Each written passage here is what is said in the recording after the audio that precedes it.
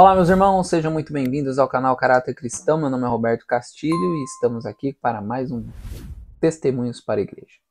E hoje nós vamos falar sobre os capítulos 80 e 82.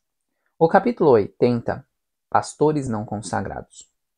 Bom, é um capítulo forte, ainda mais pela questão do pastoreio, né? E eu vou ler mais textos do que comentar com vocês aqui, tá bom? Porque deixar Deus falando é melhor do que eu ficar aqui comentando, ok? Aqueles que não administram sabiamente assuntos temporais geralmente falham nas coisas espirituais, fracassam em edificar a igreja. E quando fala sobre esse ponto, é citado o pastor Hu, que nós conhecemos num vídeo anterior. Tá? Ele batizava pouco, por quê? Porque ele não estava fazendo a vontade de Deus, então o povo vinha muito na emoção nas coisas, só que no fim elas recuavam, porque viam quem ele realmente era. Então, quando o pastor não é consagrado, ele se torna um peso para Deus na obra. E a gente precisa tomar muito cuidado quanto a isso.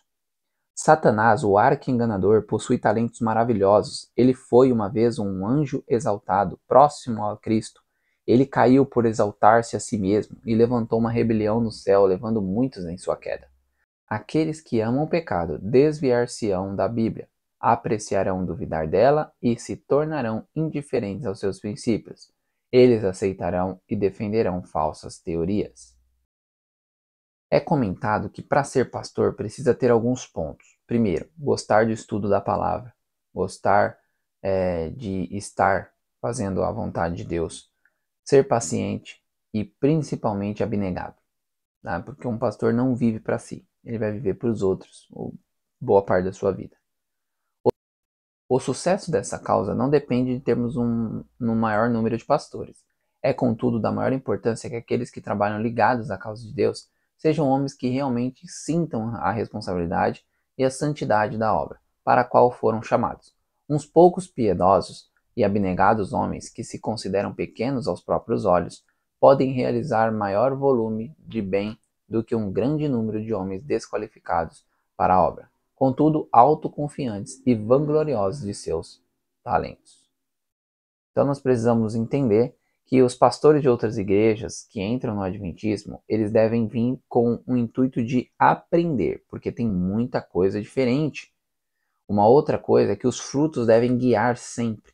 Então, para você saber se o pastor é consagrado ou não, é só olhar o fruto.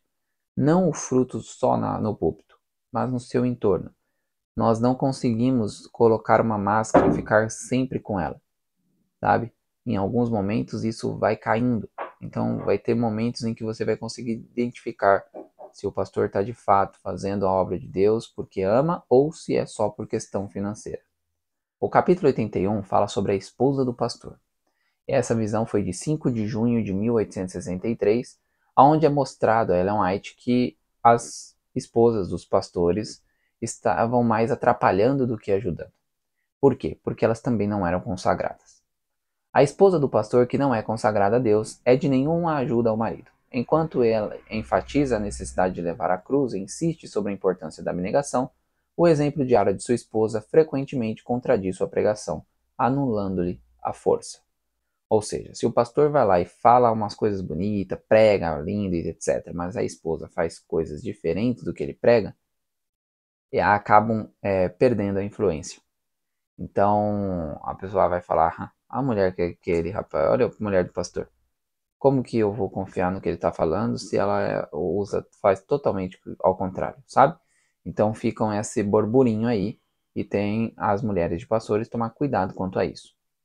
Antigamente, a esposa do pastor sofria necessidade e perseguições. Quando o marido padecia prisões e por vezes morte, aquelas nobres e abnegadas mulheres sofriam com ele. A sua recompensa será igual à que há de ser concedida ao marido.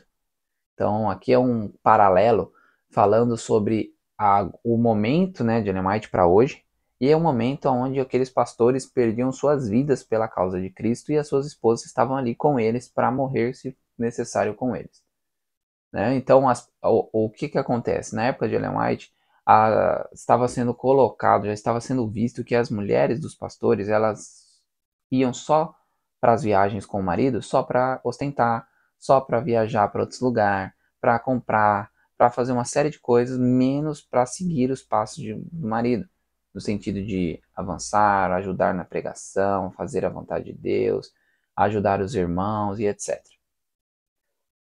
A esposa do pastor deve viver uma vida devota e de oração, mas algumas gostariam de desfrutar uma religião em que não haja cruzes, nem exija abnegação e esforço de sua parte. A esposa do pastor deve exercer sempre uma influência benéfica sobre a mente daqueles com quem se associa. Ela pode ser uma ajuda ou um empecilho. Ajuntam com Cristo ou espalha? Está faltando um abnegado espírito missionário entre as esposas de nossos pastores.